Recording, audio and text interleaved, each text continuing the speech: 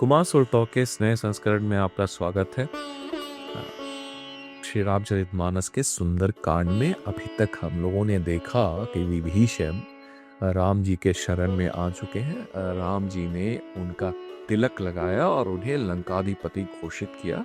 अब उनके एक महत्वपूर्ण डिसीजन मेकर के रूप में अब जो कुछ भी प्रभु श्री राम करते हैं उसमें सुग्रीव महत्वपूर्ण जो लोग भी रहते हैं उनसे मशविरा जरूर करते हैं। तो यह कहना अतिशयोक्ति नहीं होगी कि प्रभु श्री राम आदर्श हर मायने में थे। अभी जितना कुछ भी हमने देखा उसमें एक कुशल राजनीतिज्ञ, एक कुशल डिप्लोमैट, एक कुशल आर्मी जनरल के रूप में आप उन्हें देख सकते हैं। जो भी डिसीजन मेकिंग वो कर रहे हैं उसमें एकाएक बल का प्रयोग नहीं कर रहे हैं, लेकिन सबको साथ में लेकर के एक composite and combined decision making कर रहे हैं। हमें यह भूलना नहीं है, प्रभु श्री राम अयोध्या की अपनी ट्रेन्ड आर्मी का इस्तेमाल नहीं कर रहे हैं, वो सुग्रीव की जो सेना थी उसका इस्तेमाल कर रहे हैं। और जन समूह में, खासकर सेना समूह में, लोगों का विश्वास अपने लीडर पर विथ एन एग्जाम्पल आता है, भाषण देने से नहीं आता है। और राम जी इसके बड़े सुंदर उदाहरण हैं। वो हरेक जो कुछ भी कर रहे हैं वो जनमानस के बीच में, उनके फॉलोअर्स के बीच में जा रहा है और उसके बाद ही वो आगे का कार्यक्रम डिसाइड हो रहा है। पहले वो सुग्रीव के साथ मंत्रणा कर रहे होते थे, अब आगे देखेंगे कि उनके डिसीजन मेकिंग सिस्टम में अब विभीषण भी आ जाते हैं। सुनु कपीस लंकापति बीरा, के विधि तरिय जलधि गंभीरा, संकुल मकर उरग झस जाति, अति अगाध दुस्तर सब भांति। हे वानर राज सुग्रीव और लंकापति विभीषण, सुनो इस गहरे समुद्र को किस प्रकार से पार किया जाए।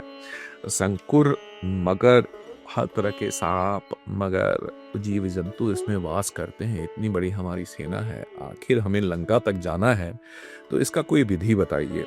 कह लंकेश सुनहु रघुनायक, कोटि सिंधु शोषक तव सायक। यद्यपि तदपि नीति असिकाई, विनय करिय सागर सन जाई।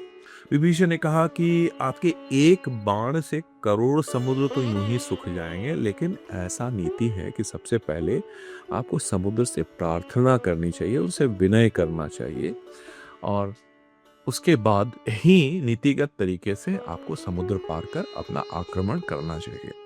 प्रभु तुम्हार कुल गुर, जलधि कहीं उपाय विचारी। बिनु प्रयास सागर तरिहि, सकल भालु कपिधारी। हे प्रभु, समुद्र आपके कुल के ही हैं, बड़े हैं, वे विचार कर जरूर उपाय बता देंगे और रीछ और बानरों की बड़ी सेना जो है बिना किसी असमंजस के, बिना किसी बाधा के तब पार हो जाएगी। सखा कही तुम नी की उपाय, करिय दैव जो होई सहाय। राम जी कहते हैं कि सखा तुमने तो बड़ी अच्छी बात कही, शरणागत है और शब्द कह रहे हैं सखा, मित्रवत व्यवहार। सखा तुमने बड़ी अच्छी बात कही, सच में हमें जाना चाहिए समुद्र के पास और समुद्र के पास जाकर प्रार्थना करनी चाहिए, विनय से अनुरोध करना चाहिए कि हमें पार करने का मौका दे। वो यह बात लक्ष्मण जी को बिल्कुल नहीं भाया और जो शब्द कहते हैं कृपया इसको भी अपने जीवन में भी उतारिएगा। ये एक दूसरा थॉट है, ये कर्म सिद्धांत है। पहले हम डिटर्मिनिज्म देख रहे थे कि जो कुछ हो रहा है वो ईश्वर के भरोसे हो रहा है, और अभी कर्मशीलता आप देखें। हालांकि राम जी ईश्वर पर भरोसा कर के चुपचाप नहीं बैठे हुए हैं, पुरुषार्थ का ये सुंदर उदाहरण है। लेकिन लक्ष्मण जी के मन में यह बात आ रही है कि अरे समुद्र से जाकर करके हम लोग विनय करें, ये क्या फालतू बात है। तो वो क्या कहते हैं, सुने उसको। मंत्र न यह लक्ष्मण मन भावा, राम बचन सुनी अति दुख पावा। यह बात सुनकर उन्हें बड़ा दुख लगा। नाथ दैव कर कौवन भरोसा, सोसिय सिंधु करिए मन रोसा।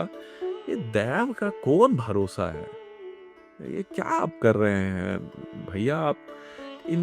आप जा रहे हैं उनके पास करने के लिए। अगर इसको इतना समझ होता तो जिस समय रावण पार कर रहा था सीता जी को लेकर के उस समय क्यों नहीं विरोध किया? मतलब ये मैं यहाँ लिखा हुआ नहीं है, लेकिन मैं ये थोड़ा इलैबोरेट करने की कोशिश कर रहा हूँ ताकि आप इसे समझ सकें। कादर मन कहूँ एक अधारा, दैव दैव आलसी पुकारा। वो कहते हैं कि कायर के मन का एक ही आधार होता है, वो विपत्ति के समय में दैव दैव पुकारते हैं। यह आलसी लोगों का वचन है, कर्म योगियों का नहीं। सुनत भी हंसी बोले रघुबीरा, ऐसे ही करो धरहु मन धीरा। अस कहीं प्रभु अंजहि समुझाई, सिंधु समीप गए रघुराई। राम जी हंसे, बोले कि चिंता न करो, वैसे ही करेंगे, लेकिन कम से कम बाण चलाने से पहले संयम विनीत भाव का भी साथ होना चाहिए। और वो समुद्र के समीप गए, प्रथम प्रणाम किन सिरुनाई, बैठे पुनि तट दर्भ दसाई। जब ही विभीषण प्रभु पही आए, पाछे रावण दूत पठाए। अब प्रभु श्री राम जाते हैं और समुद्र तट पर बैठकर वो आराधना करते हैं कि समुद्र आप हमें रास्ता दे ताकि हम लोग पार कर सकें।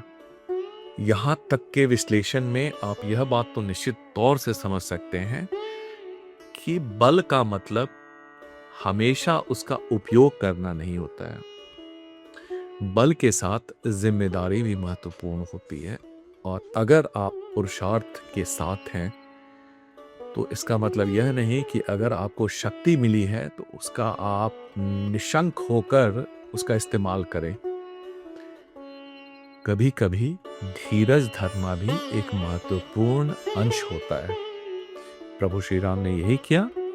आगे क्या होता अब अगले संस्करण में आपके सामने प्रस्तुत करेंगे। इति कुमार अनुज।